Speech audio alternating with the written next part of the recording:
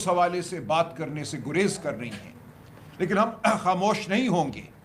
ہم ہر روز یہ بات کریں گے، ہر روز ہم سپریم کورٹ کو یاد دلائیں گے کہ اس کا یہ فرض ہے کہ ایک شہری، ایک انسان، ایک سابق وزیر اعظم، ایک بھائی جیل میں بند ہے، اس کو قید تنہائی میں ڈال دیا گیا ہے، جو اظہار ثانی ہے دنیا کے ہر قانون کے مطابق، دنیا کی ہر کنونشن کے مطابق اس کو ٹارچر کا نام دیا جاتا ہے۔ 8 اپریل کو جب سلمان صفدر صاحب ملے خان صاحب سے عدالت کے ایک حکم کے تحت بطور وکیل، تو خان صاحب نے ان کو بتایا کہ ان کی آنکھ میں کوئی افاقہ نہیں ہوا۔ خان صاحب نے ان کو بتایا کہ ہر روز 22 گھنٹے ان کو کسی انسان کی شکل دیکھنا نہیں نصیب ہوتا، اور جب کوئی آتا ہے پہرے دار تو اس کو حکم ہے کہ ان کے سلام کا جواب نہ دے، اور یہی حالت بشرا بی بی کی ہے۔ ان کو بھی آنکھ کا شدید عارضہ لاحق ہے، ان کو متعدد بار ہسپتال لے کر گئے ہیں، لیکن ان کے ساتھ بھی ملاقاتیں بند ہیں۔ تو ایک انسانیت سوز صورتحال ہے جس کے حوالے سے ہم بات بھی کریں گے، اپنی آواز ہر فورم پر بلند کریں گے۔ پوری دنیا اس معاملے کو اب دیکھ رہی ہے، ہماری آواز دنیا کے ایوانوں تک گئی ہے۔ ایسا نہیں ہے کہ ہماری آواز سے دنیا بے خبر ہے، لیکن دنیا کے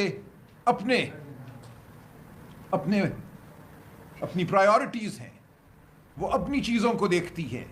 دنیا میں کیا آج انصاف، قانون، انسانی حقوق کا راج ہے یا جبر کا راج ہے؟ آج ہمارے سامنے کھل کر وہ بات آ گئی جس کا ہم اعادہ پچھلے 3 سال سے کر رہے ہیں کہ اپریل 2022 میں خان صاحب کی حکومت، پی ٹی آئی کی حکومت، اس ملک کے عوام کی منتخب حکومت کو ایک بین الاقوامی گٹھ جوڑ کے تحت گرایا گیا۔ اس ملک کی اسٹیبلشمنٹ نے بین الاقوامی اسٹیبلشمنٹ کے ساتھ گٹھ جوڑ کیا۔ ان کی تائید سے، رضامندی سے یہاں ہمیشہ ہماری پارلیمان میں وہ ہوتے ہیں جو اسٹیبلشمنٹ کے بٹھائے ہوئے ہوتے ہیں، ان کے اشارے پر چلتے ہیں، ان کے اشارے پر ووٹ ادھر ڈالتے ہیں یا ادھر ووٹ ڈالتے ہیں۔ ایک پورا نظام قائم کیا گیا ہے اس ملک میں جمہوریت کو پابند سلاسل کرنے کے حوالے سے، اور یہ بہت سالوں کا نظام ہے۔ اپریل 2022 میں یہی ہوا، کہیں سے اشارہ آیا، کہیں سے حکم ہوا، اور اس کی بجا آوری ہوئی، اور اس ملک میں جمہوریت کو ختم کیا گیا، ایک مصنوعی حکومت کو مسلط کیا گیا۔ تو جو بات اب سائفر کے سامنے سے آئی ہے، ڈراپ سائٹ ویب سائٹ پہ یہ بات سامنے آ گئی ہے کہ سائفر یقیناً تھا، اس میں یقیناً یہ کہا گیا کہ اگر عمران خان کی حکومت، پی ٹی آئی کی حکومت کے خلاف تحریک عدم اعتماد کامیاب ہوتی ہے تو تمہارے لیے اچھا ہوگا۔ یہ کوئی نئی بات نہیں ہے، اس خطے میں یہ بارہا ہوا ہے۔ ایران میں آپ میں سے جو تاریخ کا علم رکھتے ہیں جانتے ہیں مصدق کی حکومت کو 1953 میں گرایا گیا۔ کیسے گرایا گیا سب جانتے ہیں، ڈالروں کی بوریاں ایران کے طول و عرض میں بانٹی گئیں۔ تو یہ عمل بدقسمتی سے جاری ہے، جاری رہا ہے۔ ہم اس کا شکار ہیں، اس ملک کے عوام اس عمل کا شکار ہیں۔ اس ملک کے عوام سے، ان کی سچائی سے نظام کو خطرہ ہے، بین الاقوامی قوتوں کو خطرہ ہے کہ وہ اٹھ کھڑے ہوں گے اپنے حقوق کے لیے، اس خطے کے حقوق کے لیے، ان حقوق کے لیے جو بطور انسان ان کا حق ہے۔ تو یہاں ہمیشہ کوشش کی جاتی ہے کہ عوام کو دبایا جائے، ان کی آواز کو دبایا جائے۔ یہی کچھ اپریل 2022 میں ہوا۔ حکومت اگر انکار کر سکتی ہے تو انکار کرے ڈراپ سائٹ پہ شائع ہونے والے سائفر کا، کہے کہ یہ نہیں ہے، لیکن ان کی مجال نہیں کہ یہ سچ کو پھر جھوٹ کہیں۔ ان کا جھوٹ بہت ہو چکا، اب یہ اپنے جھوٹ سے اتنا خائف ہیں کہ یہ چاہتے ہیں کہ اس ملک میں نوجوانوں سے ووٹ چھین لیا جائے۔ بات کی جا رہی ہے کہ ووٹ کی عمر جو ہے 18 سے بڑھا کر 25 کر دی جائے۔ ایسا نہیں ہونے دیں گے پاکستان کے نوجوان۔ پاکستان کے نوجوان شعور رکھتے ہیں۔ تمام دنیا میں ووٹ کی عمر کو کم کیا جا رہا ہے، بڑھایا نہیں جا رہا۔ دنیا کے تمام ممالک تقریباً 1-2 کو چھوڑ کر ووٹنگ کی عمر 18 سال مقرر کر چکے ہیں، اور اب یہ کہا جا رہا ہے کہ ووٹنگ کی عمر 16 سال ہونی چاہیے، 17 سال ہونی چاہیے، کیونکہ نوجوانوں میں شعور بڑھ چکا ہے۔ نوجوان اپنا اچھا برا جانتے ہیں۔ تو یہ کہنا کہ اس ملک کی 30% آبادی سے ووٹ چھین لیا جائے گا کسی صورت برداشت نہیں ہوگا۔ ہم برداشت نہیں کریں گے، پاکستان کے نوجوان برداشت نہیں کریں گے۔ تو آج ہم کھڑے ہیں جھوٹ فریب دھونس کی یلغار ہے. بچوں کو اٹھایا جا رہا ہے, مارا پیٹا جا رہا ہے, جھوٹے مقدمے بنائے جا رہے ہیں. وڈیالہ کے باہر ہو یا کہیں اور ہو, جہاں چند لوگ اپنے حقوق کے لیے آواز بلند کرتے ہیں, نکلتے ہیں, اس دھرتی پر چلتے ہیں جو ایک آزاد دھرتی ہے. ہمیں بتایا گیا تھا کہ 1947 میں ہم آزاد ہو گئے. اس آزاد دھرتی پہ چلنا آج ایک جرم ہے.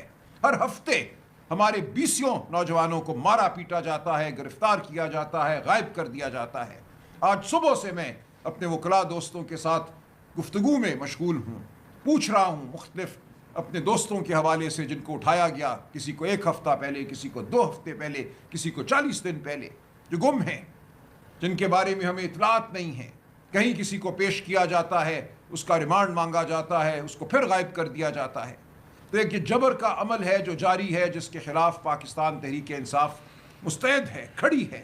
ہم ہر سطح پہ اس کے خلاف سینہ سپر ہے اور یہ رہے گا عمل جاری. اور آپ دیکھیں گے پاکستان کی عوام اپنے فیصلے خود کرے گی. جب عدالتیں بند نظر آئیں گی, جب پارلیمان پہ ڈاکہ ہوگا, جب بین الاقوامی سازشیں ہوں گی, تو پاکستان کے لوگ, آپ, میں, ہم سب اپنا فیصلہ کریں گے. عدالتیں بند رہیں, پارلیمان اسی طرح قید رہی, تو پھر یہ فیصلے آپ کو اور مجھے سڑکوں پہ ہی کرنا ہوں گے. کوئی خائف نہیں ہے, کوئی ڈرتا نہیں ہے, ہم میں سے کوئی ڈرپوک نہیں ہے, کوئی جیل سے نہیں ڈرتا. ہم اس نظام کے سامنے کھڑے ہیں, پاکستان کی عوام ہمارے ساتھ ہے.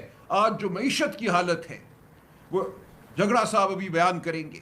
جس طرح پٹرول میں قیمتوں کے اضافے کو استعمال کیا گیا عوام کا خون چوسنے کے لیے, پورے خطے سے زیادہ اس ملک میں تیل کی قیمتوں کو بڑھایا گیا. اور یہ ہمیشہ ہوتا ہے, بہانہ ڈھونڈا جاتا ہے عوام پہ بوجھ ڈالنے کا. اور اسی لیے ہے کہ یہ حکومت اپنے آپ کو جواب دہ نہیں سمجھتی. یہ ایک مصنوعی حکومت ہے, فارم 47 کی حکومت ہے.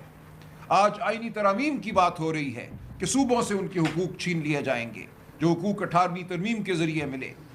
یہ وزارت جو ہے واپس وفاق کو دے دی جائے گی, وہ تعلیم کی وزارت ہو یا وہ دیگر وزارتیں ہوں. صوبوں سے پیسہ چھین لیا جائے گا. یہ کہا جا رہا ہے کہ صوبوں کا بجٹ کم ہو جائے گا. آپ جانتے ہیں صوبے صحت کے حوالے سے خرچہ کرتے ہیں, صوبے تعلیم کے حوالے سے خرچہ کرتے ہیں. صوبوں کا کام ہے آپ کو تحفظ فراہم کرنا, لا اینڈ آرڈر پہ خرچہ کرنا. یہ تمام خرچے جب صوبوں سے چھین لیے جائیں گے اور وفاقی حکومت کی جو بیجا اخراجات ہیں ان پر خرچ ہوں گے, تو پاکستان کی عوام ایک بار پھر پیچھے رہ جائے گی تعلیم میں, صحت میں. تو یہ وہ معاملات ہیں جن کے لیے ہم نے کھڑے رہنا ہے, ہم نے آواز بلند کرتے رہنا ہے. میرے ساتھ آج اسد کیسر صاحب موجود ہیں, تیمور جھگڑا صاحب موجود ہیں, یہ تفصیلی بات کریں گے. اسد کیسر صاحب. جی, بسم اللہ الرحمن الرحیم. سیکرٹری جنرل صاحب نے تفصیلاً آپ کے سامنے اپنا نقطہ نظر رکھا. دیکھیں, اس وقت ملک میں امناً کوئی قانون اور آئین نہیں ہے. شخصی خواہشات پہ اس ملک کو چلایا جا رہا ہے اور ملک دن بدن مختلف خطرات سے دو چار ہوتا جا رہا ہے. آپ دیکھ رہے ہیں کہ اس وقت 2 صوبے امناً جنگ کی زد میں ہیں, ایکسٹریمزم بڑھ رہی ہے اور وہاں پاکستان کے خلاف جذبات اور خدشات بڑھ رہے ہیں, جو کہ بہت تشویشناک ہے. اور عملاً سب کا تعلق ہمارے پالیسیوں سے, ہماری فارن پالیسی سے اور ہمارے انٹرنل پالیسی سے, اور معاملات کو دیکھنے کی جس طرح اس کو ہینڈل کیا جا رہا ہے, جس طرح اس کے بارے میں رویہ رکھا جا رہا ہے, اس کی وجہ. میں صرف آپ کو 2 صوبے کے حوالے دینا ہوں. پنجاب ہمارا سب سے بڑا صوبہ ہے اور وہاں بھی جو حالات ہیں یہ سمجھتے ہیں کہ پنجاب میں بہت ترقی ہو رہی ہے. آپ سارے اس میں میکسیمم لوگ پنجاب سے تعلق رکھ رہے ہیں. میں آپ سے پوچھنا چاہتا ہوں کہ آپ جائیں, تحقیق کریں گندم کے کسان کتنے رو رہے ہیں اور گندم کے کسان کا کتنا استحصال ہو رہا ہے. اور ابھی ظلم یہ ہو رہا ہے کہ کسانوں کو مجبور کیا جا رہا ہے کہ وہ کم از کم یہ گندم اور یہ اس قسم کی فصل جو ہے نا بونے سے وہ انکار کر لے. اس طرح کپاس کا کسان, گنے کے کسان جو ہے رو رہے ہیں, اس کو پیسے نہیں مل رہے, اس کو مؤثر جو اس کا ریٹ ہے, جو اس کو حکومت کی ذمہ داری ہے کہ اس کا صحیح تعین کرے, اس کو وہ نرخ نہیں مل رہی. آلو کو کسانوں کو آپ نے دیکھا کہ آلو کو کس طرح اس نے ادھر جو ہے نا جس طرح بے توقیری کی گئی، وہ پانی میں پھینکا، اور ان کے پاس گودام کے لیے جگہ نہیں ہے آلو کے کسان. اور ہمارے صوبے میں جو ٹوبیکو کا مطلب یہ یہاں تو ایک تاثر کر رہے ہیں، لیکن ادھر جو ٹوبیکو کی کسان ہیں وہ بہت بری طرح رول رہے ہیں. اور ٹوبیکو کے کسان کے ساتھ جو استحصال ہو رہا ہے، جو بڑی کمپنیاں، یہ بڑی کمپنیاں اور حکومت میں آپس میں گٹھ جوڑ کی ہوئی ہے، اور یہ کوشش کر رہے ہیں کہ کس طرح کسان کی جو بنیادی حق ہے اس کو محروم رکھا جائے، اور کسان کو مجبور کیا جائے کہ اونے پونے داموں جو ہے نا وہ اس کو فصل جو ہے نا یہ حاصل کرے تاکہ بڑے بڑے منافع کمائے. اور حکومت عملاً وہ کسان کے سائڈ پہ ہو، وہ اس وقت مافیا اور بڑے بڑے انڈسٹریز کی سائڈ پہ بیٹھے ہیں، اور وہ خود اس میں انوالو ہے باقاعدہ استحصال میں. تو مجھے سمجھ نہیں ہے کہ خوشحالی کدھر ہے.